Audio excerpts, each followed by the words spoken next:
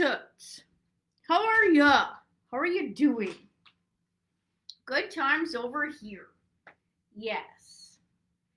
Okay, so tonight I want to talk to you about how we store negative emotions in our body. Okay, so I call it in our person. So, like in your person. And what this is, what we're going to go over is just a few examples and how this can open you up to realize and have access to additional information. Okay. so, uh, so let's say with a negative emotion. So let's say there's somebody that has passed away. Okay, and so now we're feeling sad. We have a lot of support at that time. There's, say, a month will go by, and now people are checking on you, and then all of a sudden, at the end of the month, people stop checking on you. You stop checking in on other people. Okay, now you have cried, but you haven't really necessarily grieved, right? Then one day you're watching a movie, and let's say the main character will remind you of the person that has passed away. All of a sudden you well up with tears and you're thinking, oh my gosh, I don't even know where this is coming from. And then you just push it way back down. Okay, so you don't do anything with it. And then we suppress that feeling with um, different things. It could be with food, alcohol, drugs, anything that we can do in excess. Exercising, that's a way to suppress our emotions, right? So let's say you're raised in a, hey, you need to get over that environment. Or let's say even in a different country. So let's say over in Europe, when they have like a stiff upper lip, get over it, real stiff kind of mentality, be strong, straighten up. And then all of a sudden, there's a major event and Princess Diana gets killed. And all of a sudden it's socially acceptable and socially expected for you to be grieving out in the open, right? So you see these people just kind of wailing all over the place. And what's happening is they're actually experiencing grief that they haven't let come up yet, but it just happened to be at the same time. So when Princess Diana passed, they were actually bringing those emotions up of other people that have passed because now it's okay to let that out. Because if we don't let that out, it can be super toxic to our person, right? Our body. So when we store negative emotions in our body, we store them in what's called a gestalt, which I've drawn and written up here. I was trying to say driven over here. No, I have drawn and drawn this up over here. And so if you think of this like a piece of lattice, or even it could be like a bucket, or even a bag. Okay, I know this is a small bag, but then let's say the very first time you feel anger is at 2 years old when your mom or dad takes a toy away from you. Okay, and so now you're angry. Okay, and you're 2 years old. And so that gets embedded in there. And for the rest of our lives, we keep adding on. So if we get angry again, and so on, it keeps building what's called, it's in this gestalt, but it's going to be in the horizontal way. Okay? So now this is creating a gestalt because it's the 2-year-old doesn't have the knowledge, resources, or kind of power to do anything with that, to resolve this emotion, right? So at some point in our life, we're meant to learn about dealing with these negative emotions, okay? So as we keep building this, it's going to keep adding on to the gestalt.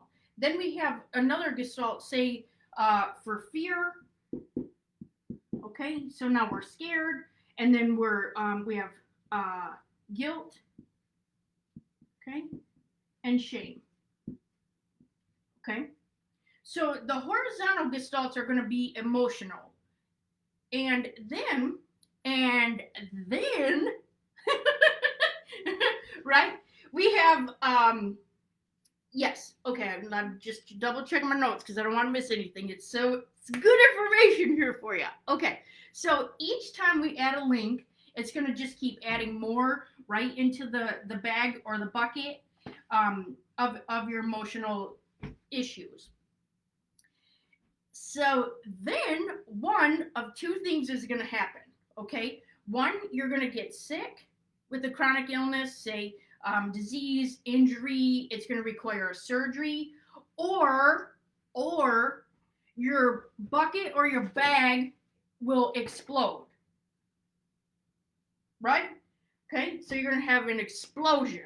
And what does that mean? We're going to revert back to the very first time we felt the anger.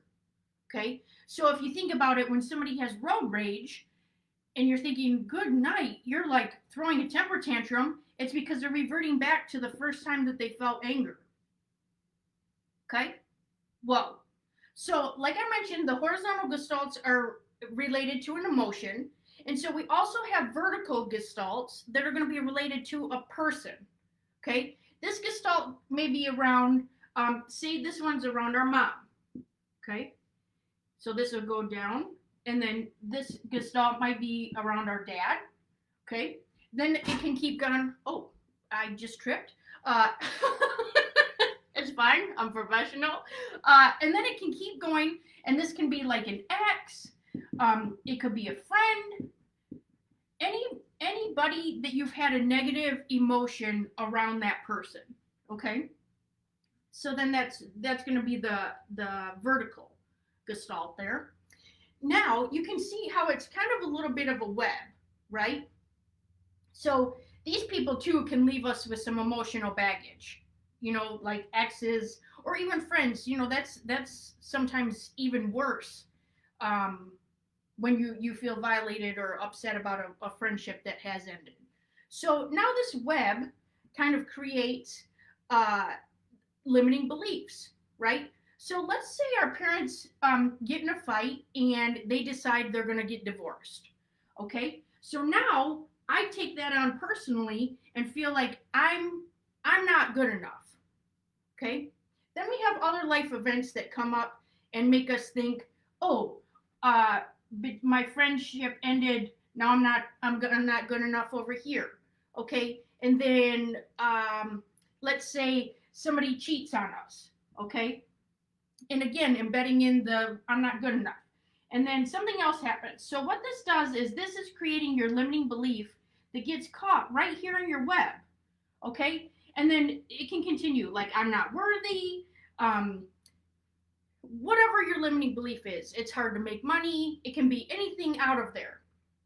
So this will keep going and embedding more limiting beliefs, and they can see how it kind of gets stuck in there, right?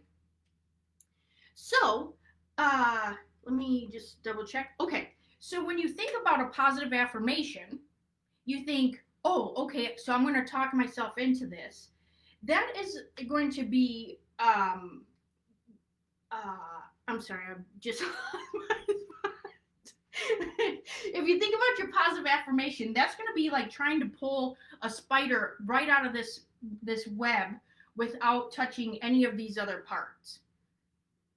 Okay, does that make sense? So when I work with clients, I work with them to clear this out, and then you're going to tear down these structures here that'll allow the limiting beliefs to just fall right out of there. Okay, so how do you know that you're ready to deal with this? Your unconscious mind will actually only allow you to bring these things up and deal with them when you feel like you're in a safe space. Okay, so when you're safe, you're strong enough or able to deal with that. So let's just say you're resting and it's right before you fall asleep, okay? And or maybe watching a movie and you feel those emotions kind of coming back up. So it's better to get them out of the body instead of keeping them in, right? Since it is toxic.